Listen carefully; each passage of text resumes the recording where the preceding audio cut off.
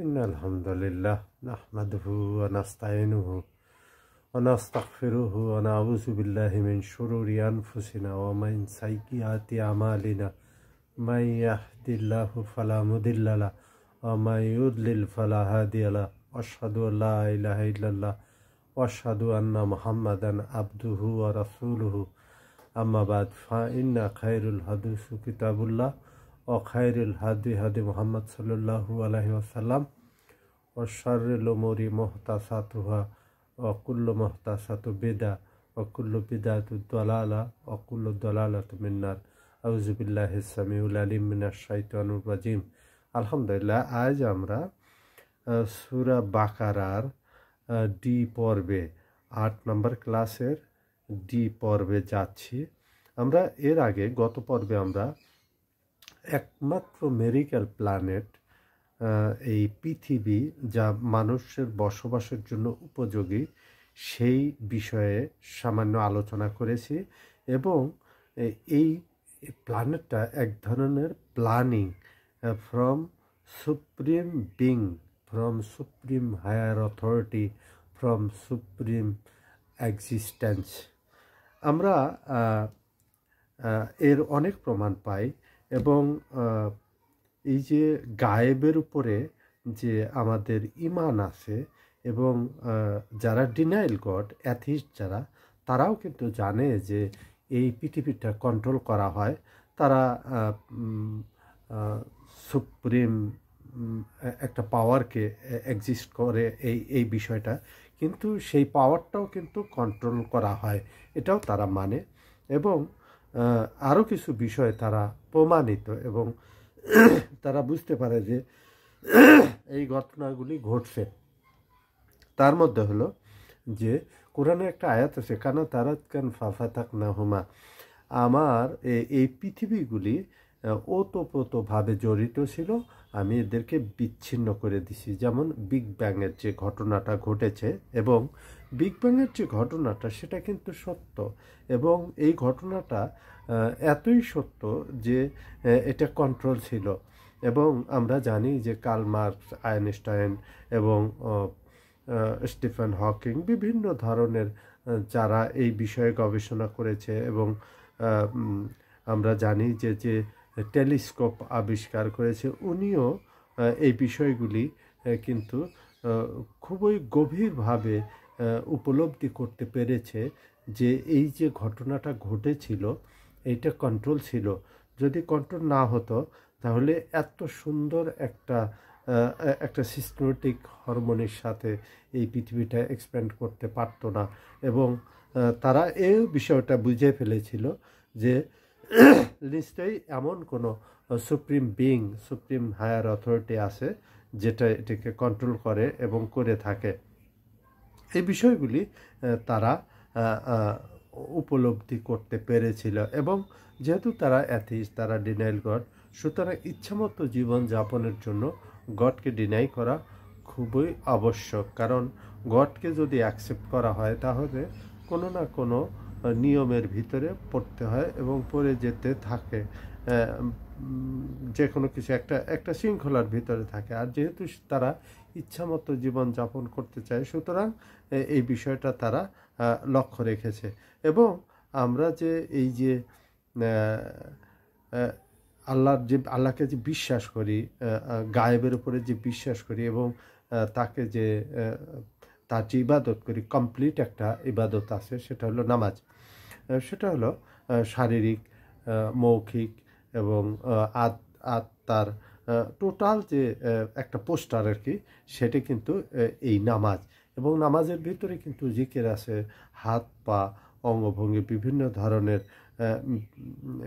Instrument ব্যবহার করে কিন্তু আমরা এই নামাজটা করি এবং নামাজের ব্যাপারে কিন্তু অনেক কথা আছে। তার মধ্যে উল্লেখযোগ্য কথা হলো যে নামাজ কিন্তু আমরা শুধু আল্লাহর জন্য করি। সামান্যতম যদি নামাজের ব্যাপারে এদিক ওদিক হয় তাহলে কিন্তু সেটা শিরকের অন্তর্ভুক্ত হয়ে যায় এবং যে নামাজ ছেড়ে দিল সে কিন্তু কুফর এবং ঈমানের পার্থক্য হলো নামাজ। সুতরাং নামাজটা কিন্তু আমাদেরকে ওইভাবে পড়তে হয় যেভাবে পড়ার হক রয়েছে। সুতরাং আমরা কিন্তু মসজিদে যাই অথবা ঘরে নামাজ পড়ি অথবা কোথাও নামাজ পড়ি, সেটা কিন্তু খুবই দৃঢ় চিত্তে এবং আমরা জানি যে ইবনে মাজাহ একটা হাদিস আছে যে যদি কেউ পাশে কেউ তাকে ফলো করছে এইটার জন্য যদি নামাজ দীর্ঘায়িত করে অথবা সিজদা রুকু যদি একটু লম্বা করে, তাহলে কিন্তু সেটা শিরক হয়ে যায়। এবং মোট কথা যে নেক আমলের যে শাখা সেটা কিন্তু আকিদা অথবা ইমান, এবং বদ আমলের যে শাখা সেগুলি কিন্তু শিরক। সুতরাং নামাজ শারীরিক এবং রুকু সিজদা কিয়াম এগুলি কিন্তু টোটাল একটা পোস্টার, এবং এগুলির মাধ্যমেই কিন্তু আমরা এই ইবাদত করে থাকি। সুতরাং আর এই প্রথমে আরেকটা কথা বলা হয়েছে যে মিম্মা রাযাকনাহুম ইউনফিকুন, আমি যে তোমাদেরকে রিজিক দিয়েছি সেই রিজিক থেকে তোমরা খরচ করো। রিজিক বলতে আমাদের চোখ আছে, কান আছে, আমাদের যে অর্থ সম্পদ আছে, আমাদের যে অন্যান্য যে উপকরণ আতি আছে, কিছু আমরা জানি, কিছু জানি না, কিছু আমাদের বাহ্যিক, কিছু আভ্যন্তরীণ, যেটাই হোক না কেন আমাদের এমন কিছু রিজিক, এমন কিছু নিয়ামত দেওয়া হয়েছে যেটা আমরা জানি না, অথচ সেগুলি আমাদের ঠিক মতো কাজ করে। আর এই তোমাকে যে রিজিক দেওয়া হয়েছে সেই রিজিকের উপরে যদি তুমি খরচ করো, তাহলে তোমাকে 1 থেকে 10 গুণ, 10 থেকে 700 গুণ পর্যন্ত বৃদ্ধি করে দেওয়া হবে। এবং আমরা এই সূরা বাকারারই শেষে আসবে যে একটা আয়াত আছে সানাবিল সুম্বুলা, যে একটা শস্য দানা, একটা শস্য গাছ, তার থেকে 7টা বালি,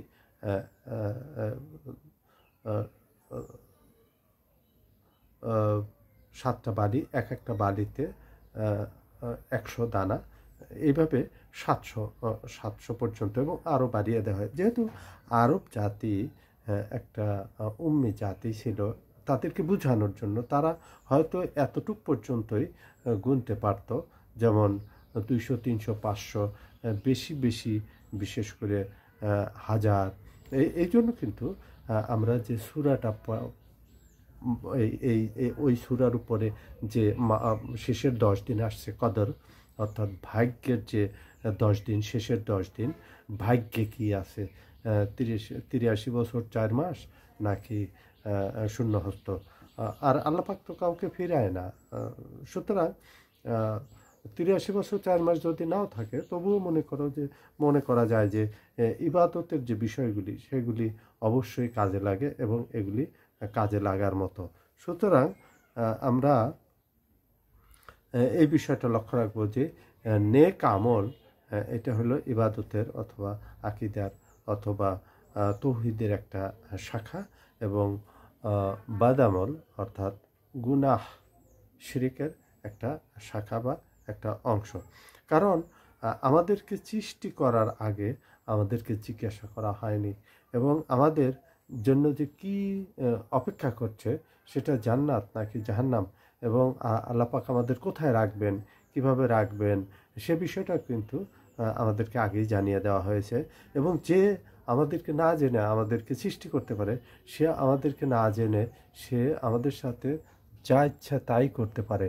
সুতরাং আমাদের এই বিষয়টা লক্ষ্য রাখা উচিত যে আল্লাহ পাক আমাদের যে নিয়ামত দিয়েছেন সেই নিয়ামত থেকে আমাদেরকে যথাযথভাবে কাজে লাগানো।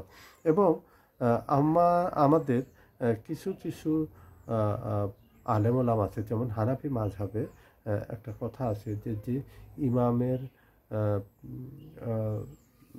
যে ইমাম নামাজ পড়িয়ে বেতন নেয় অথবা উজরাত নেয়, সেটা হারাম, এবং এটা অনুচিত, জায়েজ নয়।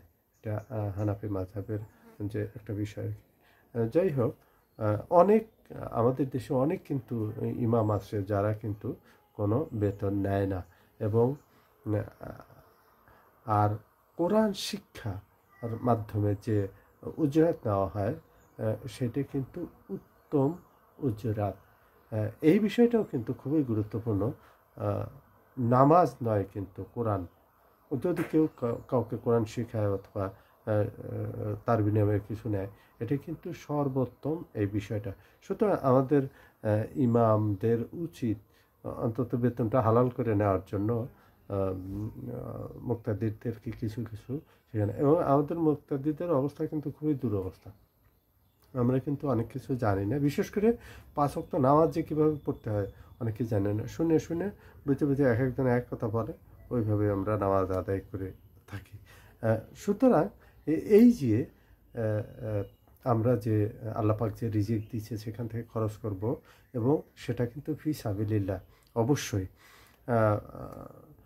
আমাদের যে আলেম ওলামা আছে তারা কিন্তু খুবই রাজকীয় জীবনযাপন, সবাই না, কিছু অল্প সংখ্যক হলেও কিছু রাজকীয় জীবনযাপন করে, এবং সাহাবাদের ভিতরে কিন্তু এই বিষয়গুলি ছিল না। তারা কোনো মতে এক রুটি, একটু পানি, একটু খেজুর দিয়ে কোনো মতে জীবনযাপন করেছেন। এবং আমরা মুত্তাফাক হাদিস আর কি, সালমান ফারসি রাদিয়াল্লাহু আনহু থেকে, যে একদিন ওমর রাদিয়াল্লাহু আনহু লম্বা একটা জুব্বা পরে তিনি খুতবা দিচ্ছিলেন। সালমান ফারসি রাদিয়াল্লাহু আনহু উঠে দাঁড়িয়ে বললেন যে, আমিরুল মুমিনিন, আমরা যে গনিমত থেকে যে কাপড়গুলি পেয়েছি সেগুলির দ্বারা তো একটা জুব্বা হয় না, আর আপনি তো লম্বা এবং বেশ স্বাস্থ্যবান, আপনার এইটা কি অবস্থা, আপনি কোথা থেকে পেলেন এত লম্বা কাপড়? তখন ওমর রাদিয়াল্লাহু আনহু বললেন যে, আমার উত্তর আবদুল্লাহ দিবে, মানে আবদুল্লাহ ইবনে ওমর।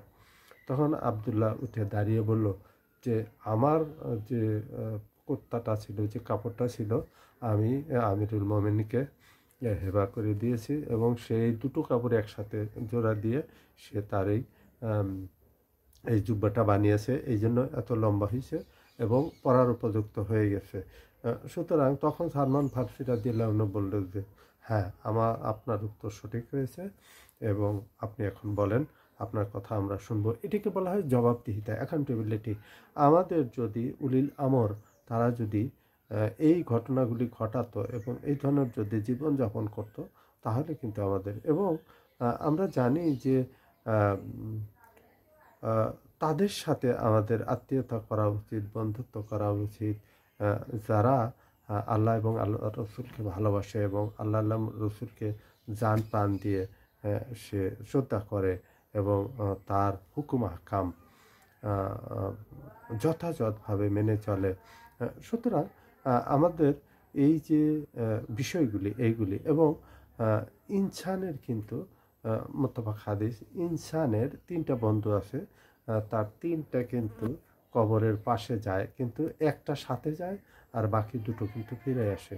যেমন তার আত্মীয় স্বজন তারা ফিরে আসে, তার অর্থ সম্পদ ফিরে আসে, শুধু তার আমাল তার সাথে যায়, এবং যদি সে নেক আমল হয় তাহলে তাকে জান্নাত পর্যন্ত পৌঁছে দিয়ে তারপর তার ক্ষান্ত, আর যদি বদ আমল হয় তাহলেও কিন্তু সে তাকে জাহান্নাম পর্যন্ত পৌঁছে দিয়ে তারপরে কে। আরেকটা মুত্তাফাক হাদিস আছে, রাসূল সাল্লাল্লাহু আলাইহি সাল্লাম বলেন যে, ইয়া আল্লাহ, মুহাম্মদ ও আহলে মুহাম্মদকে অতটুকুই রিজিক দাও যতটুকু খেয়ে তার শরীর এবং আত্মার ভিতরে একটা ব্যালেন্স থাকে এবং তোমার ইবাদত করতে পারি। কারণ আমরা জানি আবু হুরায়রা রাদিয়াল্লাহু আনহু থেকে একটা হাদিস আছে যে, আবু হুরায়রা রাদিয়াল্লাহু আনহু একবার বলছে, ইয়া রাসূলুল্লাহ, রাসূল সাল্লাল্লাহু আলাইহি সাল্লাম বলছে আবু হুরায়রা রাদিয়াল্লাহু আনহুকে যে, আবু হুরায়রা, ওই যে উহুদ পাহাড় দেখছো? তো আবু হুরায়রা মনে করছে যে হয়তো রাসূল সাল্লাল্লাহু আলাইহি সাল্লাম আমাকে পাঠাবেন, আমি ওখান থেকে ফিরে আসতে কত সময় লাগবে, এই ধরনের একটা ক্যালকুলেশন করছে। কিন্তু রাসূল সাল্লাল্লাহু আলাইহি সাল্লাম বলছে, আবু হুরায়রা, আল্লাহ সুবহানাহু ওয়া তাআলা যদি আমাকে এই উহুদ পাহাড় পরিমাণও যদি স্বর্ণ দান করত, আমি সন্ধ্যার আগেই সমস্ত অর্থ, সমস্ত সম্পদ, সমস্ত স্বর্ণ আমি সাদকা করে দিতাম।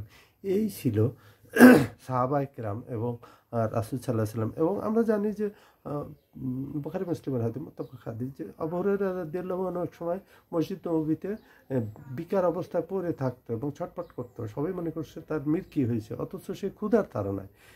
এইভাবে তারা জীবনযাপন করেছে এবং ইসলামকে আগে আনার জন্য চেষ্টা করেছে।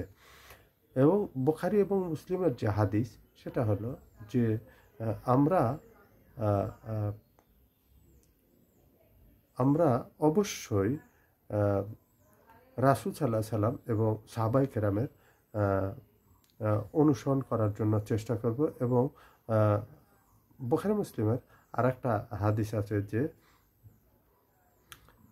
যে সূরা আহজাবে নবী করিম সাল্লাল্লাহু আলাইহি সাল্লাম বলেন যে আমি তোমাদের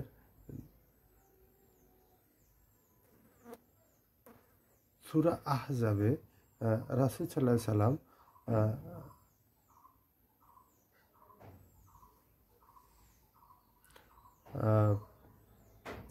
আম্মা আয়েশা রাদিয়াল্লাহু আনহু এর পিতার সাথে পরামর্শ করেন যে রাসূল সাল্লাল্লাহু আলাইহি সাল্লাম বলেন আমি তোমাদের কিছু অর্থ দিয়ে তোমাদের কষ্ট দূর করে দিতে পারি, অর্থাৎ তালাকের ব্যাপারটা।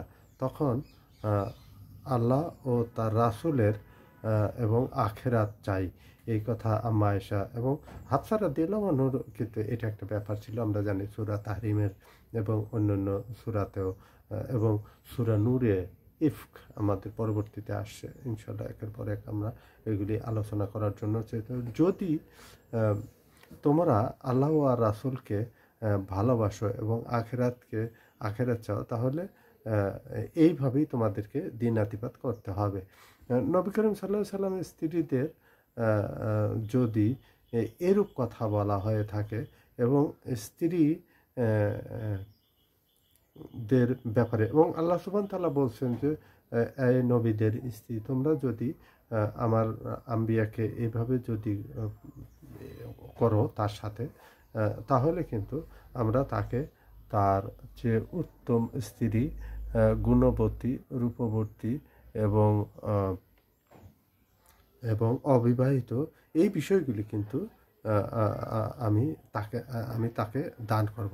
এবং যদি তোমরা দুনিয়া এবং আখিরাত চাও, এবং আর একটা বিষয় কিন্তু লক্ষণীয় যে যারা এই ধরনের সম্মান এই ধরনের যেটা আমরা বলি যে ইজ্জত দেওয়াল করে, তাদের কিন্তু শাস্তিও কিন্তু, এবং আল্লাহ পাক কিন্তু কোরআনে কিন্তু ধমকিও দিয়েছেন যে এই নবীদের পরিবার পরিজন, তোমরা যদি কোনো গুনাহ করো তাহলে তোমাদের আযাব হবে ডাবল। কারণ তোমরা তো এর ব্যাপারে তো অনেক ইজ্জত দেওয়াল করতেছো এবং এটা অনেকে তোমার সম্মান করে, এক্সট্রা কিছু সম্মান করে। সুতরাং তোমরা যদি আমার যদি কোনো ভুল কাজ করো তাহলে তোমাদের শাস্তিও কিন্তু ডাবল। তো আমরা এই বলেই শেষ করছি। ওমা আলাইনা ইল্লাল বালাগ। জাযাকাল্লাহু খাইরান ওয়া আহসানুল জাযা।